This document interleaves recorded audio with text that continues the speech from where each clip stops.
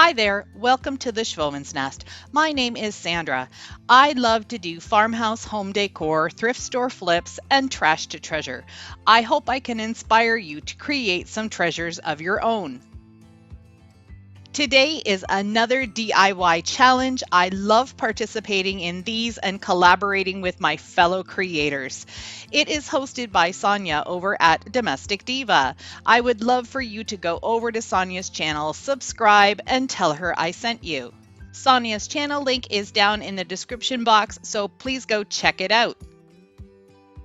Sonia's challenge is an open DIY challenge, and that means we can do whatever we want. With Father's Day fast approaching, I thought I'd give you guys some ideas for Father's Day gifts. This first project is using a palette from Walmart. I get these for about $4.99 to $5.99 depending on the day, and you can get these in a 3-plank or a 4-plank. I'm using Rust-Oleum Country Gray chalk paint, and I'm going to give this one good coat. I'm going to make these planks look like weathered wood. So I'm taking a dry brush, and I've got some burnt umber and another lighter, different kind of gray color. And I'm just going to do my dry brushing technique, which as you can see is putting a little bit of paint on my brush, dabbing it off, and then going with a really light touch across my plank in the direction of the wood grain. And you can see that it's already starting to look like a piece of weathered wood. Using the same brush, I'm going to do the same thing with the gray paint, and you'll be able to see that color starting to show up. And it's just going to give this wood plank a little bit more dimension, and I'm just going to keep playing around with it until I get the look I want.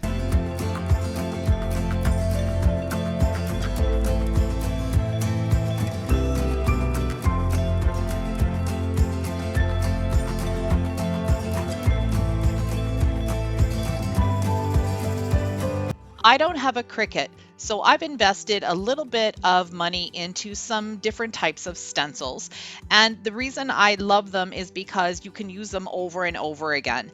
I don't have to keep buying new vinyl, and I can mix and match whatever I want, and I don't have to get onto a computer.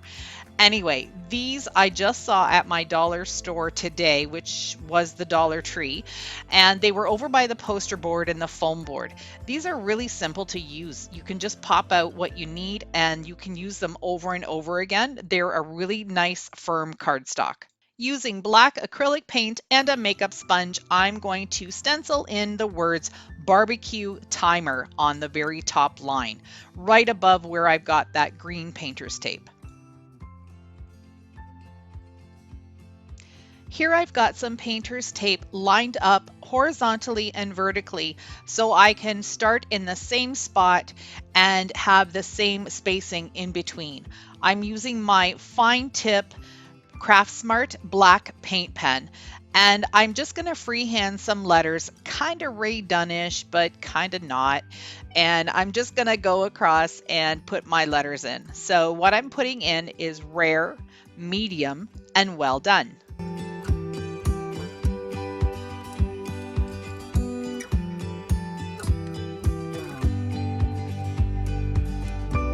There are going to be lots of creators doing some DIYs for this challenge. So please make sure you click that link in my description box and check out that playlist. So this barbecue timer isn't going to be using a clock. It's going to be using beer bottles. So the rare will be 1 beer bottle, medium will be 2, and well done will be 3. I got the inspiration for this sign off of Pinterest, and I just thought it was so cute I had to duplicate it. I thought the easiest way of making sure these beer bottles line up is to do one underneath the other right away. And now I'm going to move into the medium, do a second one, and then a second one in the well done, and then just a third one in the well done. And then hopefully they'll line up nicely.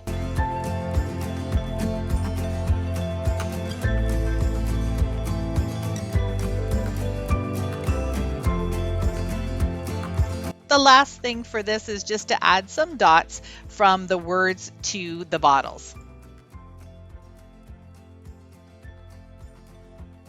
I've been doing this technique for a while now. I really like the effect of it.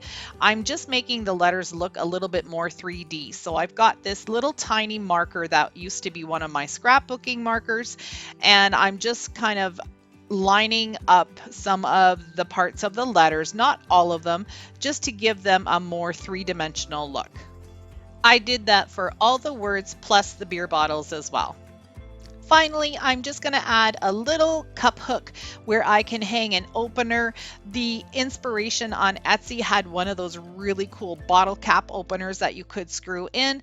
I didn't have one of those right now, and I'm not sure where to get one, so I thought this is the next best thing. Because this is a man's gift, I wanted to use some chain to hang it, but I just hadn't gotten around to getting over to the hardware store to pick some up, so I'm just going to staple on some jute rope. This sign is going to be hanging outside, so it's going to get some weather. I'm just going to add some polyurethane on top of it, and I'm just going to use an old dish sponge to apply it. I'm also wearing a doggy poop bag on my hand because I don't have any more of those really cheap plastic gloves, and I don't like getting the varathane on my hands, so this is what I'm using, and it works out perfect. Didn't this turn out cute?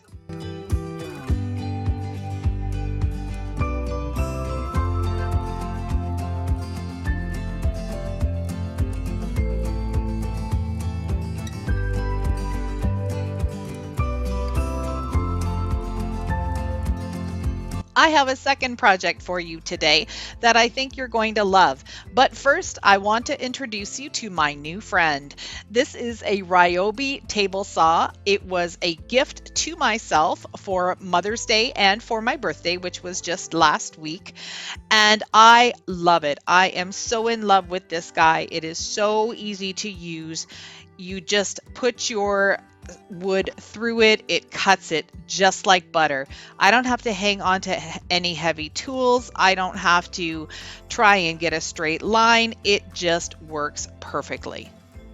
What I've done here is cut some pallet boards to the length that I need. I get pallets from a building supply center not far from my home, and my husband is kind enough to use his Sawzall to just cut them down for me. The only thing I'm going to do now is just trim these little pieces that are going to be my support pieces for a tray that I'm creating. Pallet wood is super dry, so I always recommend that you pre-drill your holes before you put your screws in.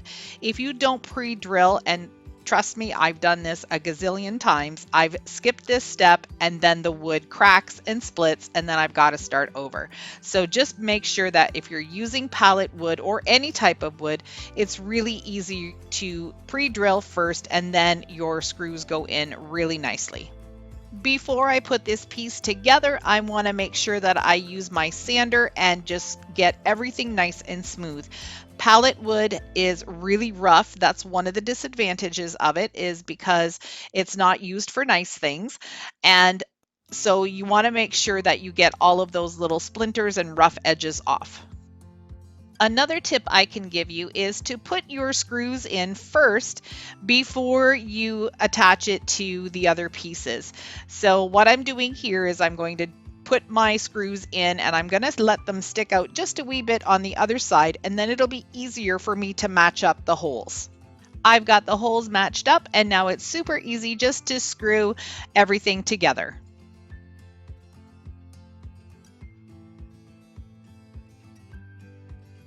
Now I'm going to stain it using Varathane Gel Stain in Dark Walnut. I love the dark walnut color and I love using gel stain. It's so easy to use.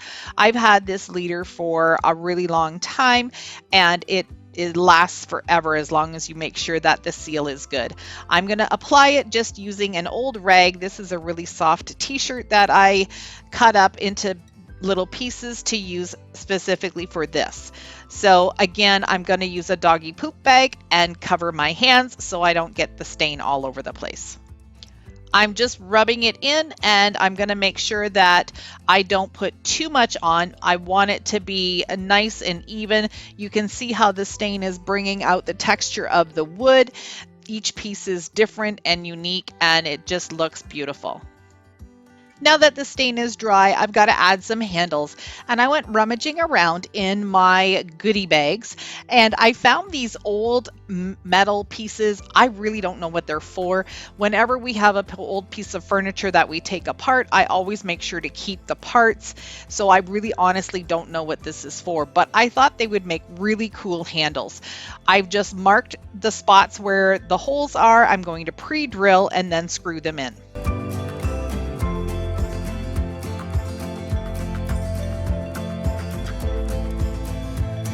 I'm going to be putting some words on the tray, and I decided to start off by using my fine tipped paint pen, and I thought I could just outline the letters with the stencil, but the paint bled. Of course, it's a paint pen, so I don't know what I was thinking. So what I've decided to do is just freehand the rest of the letters using the stencil font as my guide. The words I'm putting on here are grillin', chillin', and refillin'. So grilling the meat, chilling out while it cooks, and refilling the drinks. And I thought that was really cute. So what I'm doing is starting at the end of the word and working my way backwards. I want all of the ends of these words to line up in the same spot, so that's why I'm going backwards. I ended up adding a spatula and the rest of the letters. Unfortunately, I lost that footage, but look at how cute this guy turned out. I just love him.